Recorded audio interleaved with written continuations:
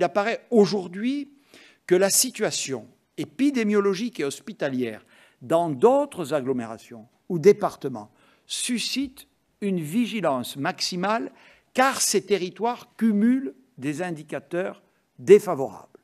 Un niveau d'incidence élevé, autour ou supérieur à 250 cas pour 100 000 habitants, une part de variance supérieure à 50%, une pression hospitalière proche du seuil critique et enfin une circulation virale qui commence à s'accélérer sérieusement. Ces départements, au moment où je parle devant vous, sont au nombre de 20. Ils s'affichent sur la carte et concernent toute l'Île-de-France, une grande partie des Hauts-de-France et de Provence-Alpes-Côte d'Azur, mais aussi les départements du Rhône et de la Drôme, de la Moselle et de la Meurthe-et-Moselle et enfin d'Eure-et-Loir.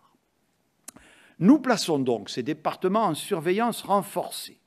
J'ai demandé aux préfets des départements concernés d'engager des concertations avec les élus en vue d'inviter sans attendre tous les habitants à la plus grande vigilance et d'envisager, dans tout ou partie de ces territoires, des mesures de freinage proches de celles mises en place à Nice et Dunkerque. Nous ferons un point au terme de ces concertations la semaine prochaine et nous déciderons alors si et seulement si la situation continue à se dégrader. Nous prendrons des mesures renforcées qui entreront en vigueur à compter du week-end du 6 mars.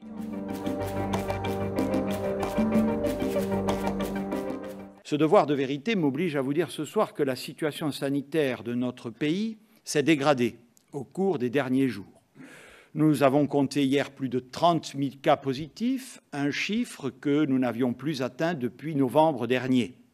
Après plusieurs mois marqués par un plateau se situant entre 15 000 et 20 000 cas par jour, le virus gagne de nouveau du terrain depuis une semaine.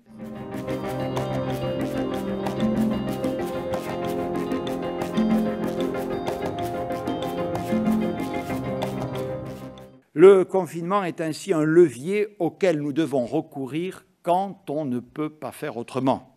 Il faut le faire à bon escient, au bon moment et dans la bonne mesure. Il faut tout faire pour le retarder, pour laisser à la vaccination le temps de produire des effets. Notre objectif reste toujours le même. Traverser cette crise qui se prolonge en sauvant le maximum de vies, en protégeant nos hôpitaux, mais aussi autant que nous le pourrons, en préservant nos modes de vie, notre économie, l'éducation de nos enfants.